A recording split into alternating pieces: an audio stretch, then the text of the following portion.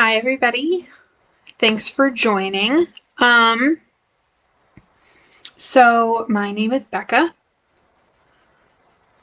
and we are going to do the first live stream for the February series of Shadowed Behavior. So we're going to sort of just dive right on in. The topic for this video that we're going to do today is we're going to go over the three-term contingency and what that means, and different types of consequences. Technically, there are 5 types of consequences, but we'll break that all down in this video. If you have any questions, feel free to comment the question, send me a message, whatever works for you. And we're just going to dive right in. So the first thing that I want to say in all of my videos before I ever start, giving information out or whatever, is that if you're going to implement a behavior plan, or if you're working with a horse who is having a maladaptive behavior or a challenging behavior or what have you, the first thing that you always need to do in any behavior treatment, any behavior plan that you want to implement, is check for any medical issues first. It is considered by the board that I follow and the board of ethics that they have that it is completely unacceptable and unethical to move forward with a behavior plan if the issue is biological, physiological, health related. That needs to be treated first, of course. Furthermore, if you move forward with a behavior plan and you're not going to be able to accurately find the function of the behavior or move forward with what you think would be the best foot for your behavior plan if the issue is strictly biological. So I always want to say that first, is that no matter what you do, it could be the best behavior plan you've ever written. If the issue is biological and you didn't check that first, it's not a good behavior plan. Secondly, I want to show you guys what I'll be pulling from for this video. So where I get all of my information from, like all of my theories and concepts, is from this very heavy book that I have here. That's literally just titled Applied Behavior Analysis. This is by 3 men, Cooper, Heron, and Heward. You can get this on Amazon. It's literally just called Applied Behavior Analysis. A lot of people in the field call it the White Bible. I call it the Whale because it's literally massive. This is the 2nd edition, which goes hand in hand with one of the task lists from the organization that I follow, which will be technically outdated at the end of 2021. So the 2nd edition will be done. You can move forward to the 3rd edition if you'd like. The 3rd edition has a different picture on the front. I don't have it with me. It's at my apartment. I'm not home right now. But this is where you'll see all my theories and concepts sort of pulled from. Furthermore, if there's other practices that I'd suggest or recommend, they're all backed by different studies that I've read and different literature that I've gotten to kind of get my hands on and sift through to see what seems like good practices. So moving forward, we're going to jump in. We're going to start with a 3-term contingency. So essentially what you need to know for this is that behavior is everywhere. It's all the time happening nonstop. It shapes almost everything you do, almost everything any of your pets do. Any living thing, including plants, is subject to behavior manipulation. So what you're looking at with your 3-term contingency is essentially what's called the ABCs of behavior. So you're looking for the antecedent, you're looking for the behavior, and then the consequence. So A is antecedent, B is behavior, and C is consequence. So when you're looking at your antecedents, you're looking for whatever is happening directly before the behavior. B is the behavior itself. And then C, consequence. The word consequence has kind of a nasty connotation to it in English language, but for behavior analysis, it really is just defined as whatever happens directly after the behavior occurs. What's important here is that what a lot of people don't realize is it isn't always what you're doing or what you're adding to the environment. So even though, let's say you're well, I didn't reinforce this behavior, it doesn't matter. Sometimes the reinforcement isn't you. Sometimes it's something else. Sometimes it's escaping something. Sometimes it's automatic reinforcement, which is one of the hardest types to stop. So moving forward, we're going to work through some behaviors and some examples of behaviors here. So one of the ones that I like to do, I like to give horse examples, obviously, because my main focus for shadowed behavior is to work with equines and other animals. So moving forward, if we're doing an antecedent behavior consequence, that's our 3-term contingency. So a good example to look at it is if you're riding a horse and you put pressure on through your legs to ask them to move forward or move up a gait. So if you're on a horse that's walking, the antecedent is you putting pressure on with your legs. The horse's behavior is it moves up into the trot, and then the consequence is you take that pressure off. So that's one of the 3-term contingencies that you can look at. Another 3-term contingency that we could look at, so that would be for preferred or desirable behavior. So compliance essentially is what you were looking at there. For a non-compliance or a refusal or a maladaptive behavior sort of example, something that you can look at is, let's say you ask your horse for the canter, which would be your antecedent. So for English, it's inside leg at the girth, outside leg back, ask for that canter, and your horse takes off and bucks 7 times. And then out of whatever reason that you have, you ask your horse to walk instead, just for your own safety. That would be obviously an example of maladaptive behavior. That's not what we asked for. It's not what we wanted. And that would then work as a different consequence. So essentially you took the demand away.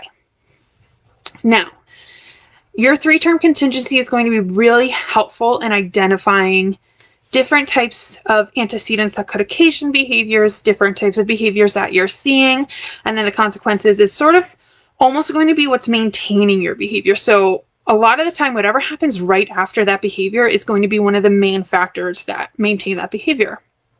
So some of the things that you want to look at is that categories of consequences can be broken down 5 different ways, which is the second part of this video that we're going to get into. So I'm going to go over these terms. It's going to be a lot to throw at you. If you have any questions, again, feel free to comment, send a message, what have you. You can also, Google these things. There's a lot of information out there. And then also I've posted pictures of like the charts that I'm going to describe herein. So if you want to look through my photos, there's one that sort of breaks this all down into a visual analysis that makes it a little bit easier to understand. So the 4 main types of consequences, and then there's the 5th. So the 4 main types are positive reinforcement, negative reinforcement, positive punishment, and negative punishment. What you'll hear all of the time is a bunch of people going, oh, well, I do great things with, my child or X, Y, and Z, and I will positively reinforce them and I'll negatively reinforce them, when really they mean punishment.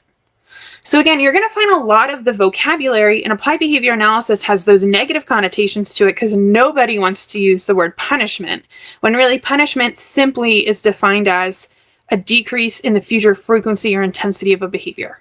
That's all it means. Whereas reinforcement is the total opposite, and it just means an increase in the future frequency or intensity of a behavior. That being said, you are unable to classify something as reinforcement or punishment unless you know the impact that it's had on the future frequency of a behavior. So moving forward, you have positive and negative in both of those types. So you've got reinforcement increases, punishment decreases, and then you have positive and negative. This is more simple than most people want to let themselves think it is, but positive just means you add something to a situation, and negative means you take something away. So let's apply this in an equine context. So positive reinforcement is almost always seen in like trick training, for example. I taught my horse to smile, and each time he does it, I give him a treat. This increases the future frequency and probably the future intensity that he tries to smile at, because he knows in the past it's been followed with a preferred stimulus. So I added something which was the treat, so that makes it positive, and it increased the future frequency of the behavior or intensity of the behavior, which makes it reinforcement.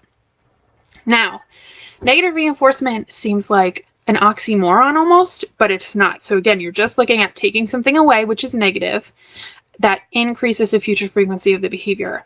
Negative reinforcement, I have found, is one of the most common ways that anything gets done in the equestrian world. So essentially, it's removing a stimulus from the environment to increase the future frequency of the behavior. So for those of you that have been on for this whole video, that example I gave earlier of when you ask your horse to trot, so you put your leg on, which is your antecedent, your horse trots, which is the behavior, and you take your leg off.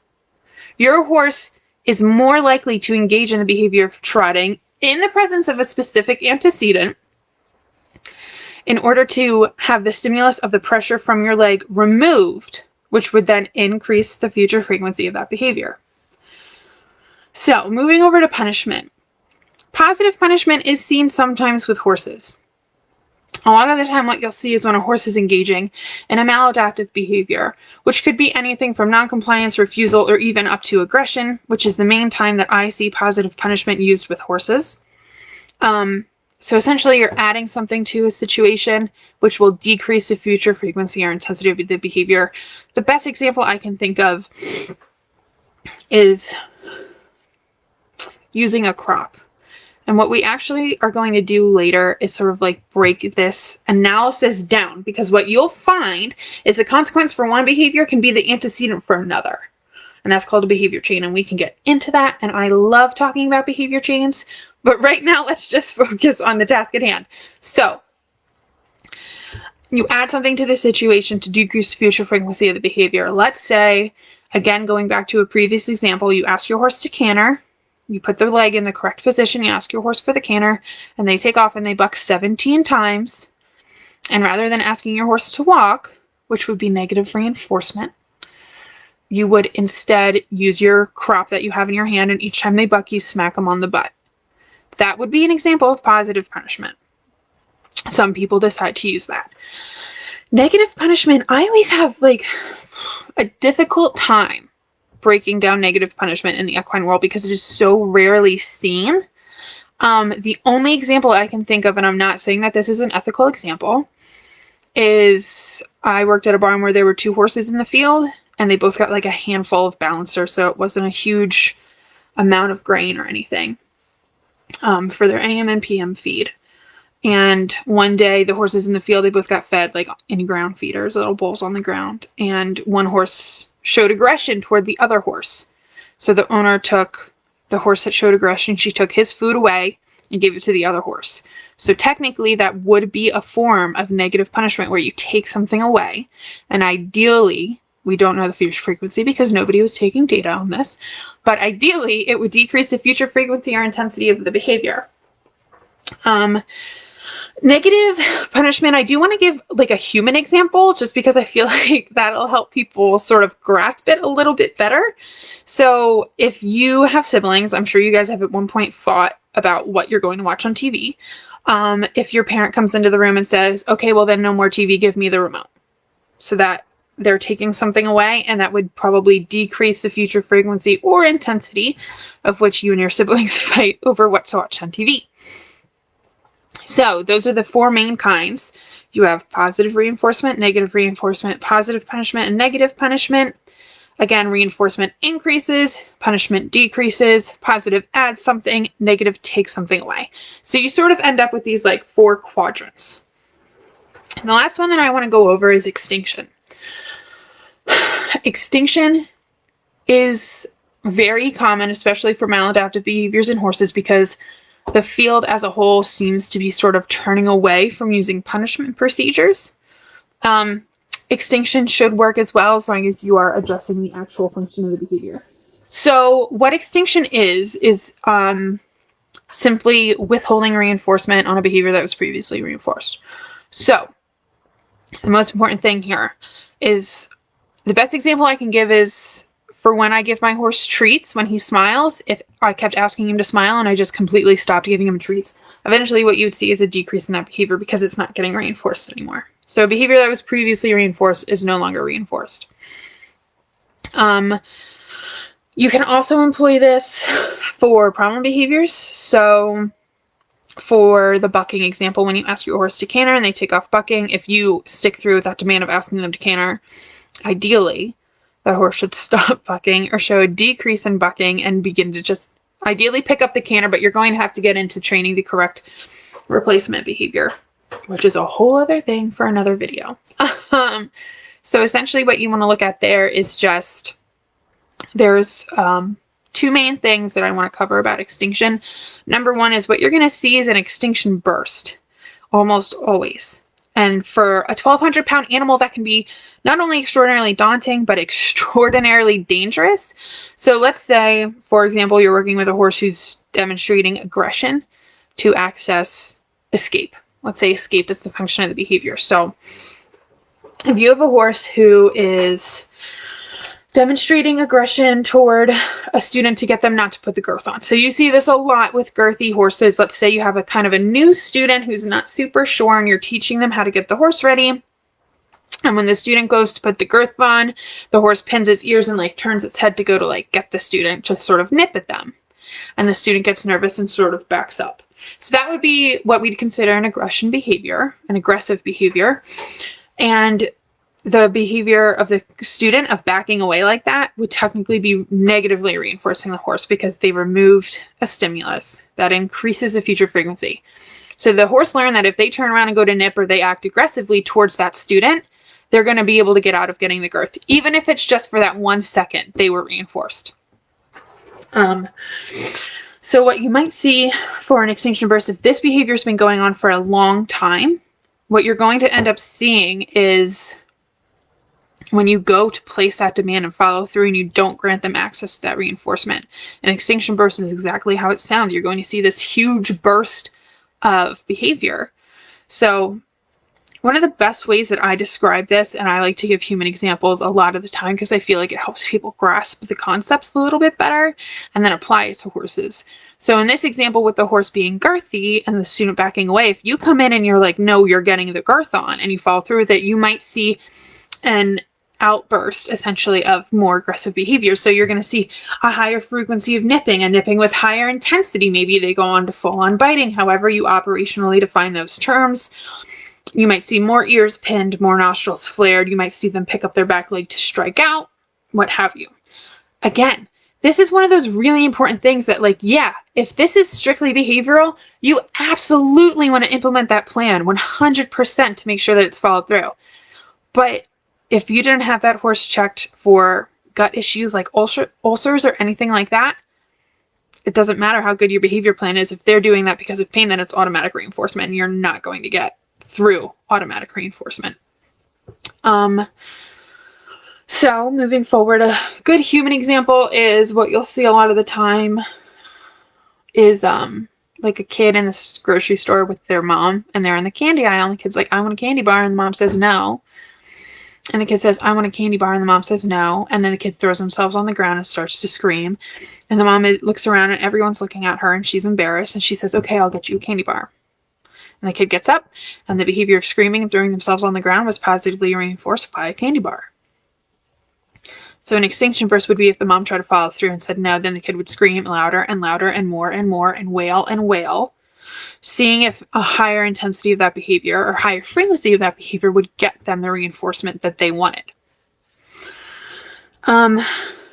What's important here is that if you're running extinction and you are working your way through an extinction burst and, like, I don't know, whatever you want to call halfway through, you decide that you can't do it and you give in to that reinforcement, what you've done now is actually reinforced a higher frequency or higher intensity of that behavior.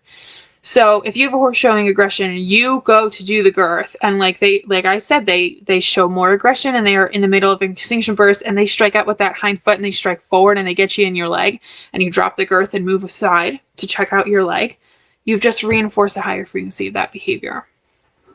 Now, the other thing that I want to address is what's called spontaneous recovery. So every now and then what you'll see with extinction is, you know, the graph sort of looks like if this is your baseline, you'll have, like, when you implement extinction, you'll have a bit of an extinction burst. And then ideally what will happen is that your behavior will decrease. When it decreases to the amount that you want, it'll stay there for a little bit. And every now and then you'll see like a little blip, like they try it again, maybe now they'll get reinforced for it. As long as you follow through with that extinction, you should be fine. And it's almost always, the spontaneous recovery is like almost never to baseline levels. So before you implement treatment, you're not going to see the spontaneous recovery like bounce back up to that level. You're just going to see like usually like a little blip here or there. They're just going to try it out. It didn't work. All right, let's move forward. So one of the last things that I want to cover with extinction before we dive into going over a few different examples and ways that we can break this down is that extinction has to be done every single time. So in an ideal world, that's great. Sure, let's do it every time. But in the real world, you're most likely a boarder if you own a horse or you're a staff member at a horse farm or you're taking lessons, and you're not the only one who handles that horse. And unless you write out a behavior plan and your barn is absolutely top notch and willing to follow this behavior plan step by step for you and accommodate to that, it's going to be extraordinarily difficult for your behaviors to be placed on true extinction. So what you need to be aware of is that there's a schedule of reinforcement, which is something that we're going to get into in a different video. Schedules of consequences and specifically schedules of reinforcement. And what you'll see is it's called, like, the over umbrella term sort of for it is intermittent reinforcement. Intermittent reinforcement is the best schedule for maintaining behaviors, which essentially means they don't get reinforced every time, but some of the times they do. Think about how addictive gambling is. Gambling's on an intermittent schedule of reinforcement. So they didn't get it this time, but they might get it the next time. Let's just try one more time. Inconsistent extinction. So if you're not running extinction every single time, if you're not withholding reinforcement every single time, if they're getting reinforcement some of the time, that counts as intermittent reinforcement. Inconsistent extinction is intermittent reinforcement, and intermittent reinforcement maintains behaviors. So if you're going to put a behavior on extinction, you absolutely must make sure that the behavior is observed by you, handled by you specifically, and you are equipped to move forward with it. So now that that one soliloquy is done, I've got 20 more to go through because I love talking. Anyway, so we're going to work through some examples. We're going to do human and non-human examples. Not all of them will necessarily be equine related, since this is sort of an introductory video. I feel like, I know I said this before, but a lot of people tend to do better with human examples, and then they can sort of apply the knowledge that they've gained from that moving forward. So we did an example of positive reinforcement where the antecedent would be me asking my horse to smile, which is me wiggling my finger at him. He sticks his lip up. And then the consequence would be me giving him the treat. So that would be one example of positive reinforcement broken into our 3-term contingency. An example of negative reinforcement broken into the 3-term contingency we did before, where you ask your horse to trot, they pick up the trot, and you take your legs off. You take the pressure off. A final, let's see, an example of positive punishment. We gave that example where you ask your horse to canter, they start bucking, and each time they buck, you use your crop. And then that example of positive punishment where you ask your horse, we gave the example of the horses in the field. So a horse demonstrates aggressive behavior in the presence of food. So technically, the antecedent therein would literally just be presence of food. The behavior would be aggression, and then the consequence would be food removed, negative punishment. What's interesting here is too, like, use everything you can from your 3-term contingency. If you're seeing a high intensity behavior strictly from the antecedent of presence of food, then food is going to be a huge motivator for that horse. Use that to your advantage. Use food to teach alternative behaviors and appropriate behaviors and desirable behaviors, and use it as something that you can extinguish. So access to food is not granted for undesirable or maladaptive or challenging behaviors, whatever you want to call them.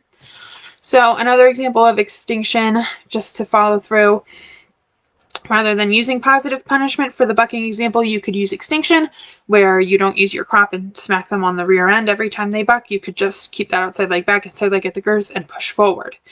This is, and I mean, this is where it gets dicey too, is like how I just was explaining that if you're using inconsistent extinction, you're using intermittent reinforcement. So if you're trying to follow through with this bucking horse and getting them to canter and you fall off, they've been reinforced because they got out of the task. One of the things that I do want to touch on is this one example, and it's like a little conundrum that I absolutely love. And it's the example of a teenager coming home past curfew. So let's go over how this would be categorized depending on what behavior you decide to look at. So if you have a teenager who just got access to the car and they're supposed to be home by 10 o'clock, and one day they arrive home past curfew, and the parent decides to use a negative punishment technique. So they say, all right, no keys, give me the keys, you don't get the car for 3 weeks. And in the future, the behavior of arriving past curfew decreases. What would that be categorized as?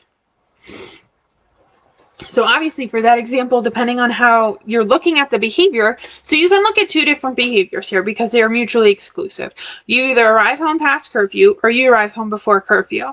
If you're looking at the behavior of arriving home past curfew, I already told you that that behavior decreases in the future. So you're looking at decrease, so you know that is punishment. And they took something away, so you know that it's negative.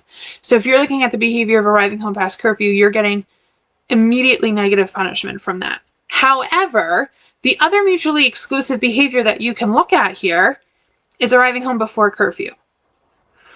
If one behavior decreases, then obviously the other one must increase. If you're looking at, depending how you're recording your data, but let's say that we're doing it the correct way. So let's say arriving home before curfew increases. What you're going to see is increase automatically means reinforcement, but they took something away. So it would be negative reinforcement of the desirable behavior. So it depends on how you're looking at it. So if you guys, don't have any questions, I think that I'm just about going to wrap it up. But the main things that we wanted to go over, and we'll do a little review really quick, is the 3-term contingency and different types of consequences. So your 3-term contingency is just your ABCs of behavior. So you've got your antecedent, your behavior, and your consequence. Analyzing your antecedent behavior and consequence will help you identify functions of behavior, which we'll get into in a later video. You can also look into your consequences. You have the 4 main types, which is positive reinforcement, negative reinforcement, positive punishment, and negative punishment. Positive means you add something to a situation. Negative means you take something away from a situation. Reinforcement means there's an increase in the future frequency of the behavior. Punishment means there's a decrease in the future frequency of behavior or intensity. And then there's also extinction, where reinforcement of a behavior is just withheld, only if that behavior has been previously reinforced. The thing that I want to leave you guys with before I take off, if there's no questions, is just that I see a lot of the time owners sort of being like, but I reinforced this behavior. Why is it not increasing? If you're giving what you consider reinforcement and that behavior is not increasing, then that's not reinforcement. You don't get to pick what reinforcement is. The client or the animal or the horse does. It's not up to you. It's up to them. You have to sort of work with where they are and figure out where you want to be, and then identify the steps to get there and go from there. That's what applied behavior analysis is sort of all about. Okay, so I do have one question. Do I have any recommendations about how to discuss implementing a behavior plan with your barn? It's going to be tricky. Fortunately, what I see a lot of the time is that the behavior or maladaptive behavior is typically demonstrated in one specific setting. So it's either taking the horse out of the stall, which is common sometimes. You'll oftentimes see it like the horse being girthy, or you'll have issues under saddle or in the arena or being barn sour or things like that, where staff aren't usually working with your horse for those specific instances. So you should be able to move forward and identify the contingencies, the function, and then implement a behavior plan that's strictly handled by you and maybe your trainer. If you're a full care boarder and the issue is like going into the stall or coming out of the stall, something that staff regularly handle, I would try to speak with the manager and you guys develop a very clear outline plan so you guys can move forward and just strictly have the 1 or 2 staff members handling it. So like probably the barn manager and the assistant barn manager, and sort of just only have them work with it so you can identify what you want them to do and then move forward from there. But if you're at a huge barn that has upwards of 20 staff working and running around with it, it's going to be really difficult not only to just sort of keep everybody on the same page, but even if you sit down with everybody and you operationally define things beautifully, there's going to be something that you didn't think of, and there's going to be a situation that you weren't prepared for, and consistency is going to be lacking no matter how prepared you are. So I would try to either work with it yourself or get a very small, tight-knit kind of group of people to work through it together. Okay. that's all I've got for you guys today. Be sure to join me next week for the following discussion. We have one every Saturday in February at 4:30 p.m. EST. Feel free to message me, check out the website, whatever you want. You can email us. We're always here, always ready to talk about behavior and horses. So it's awesome. I love nerding out with you guys. If you need anything else, just let me know. Thanks so much. Bye, guys.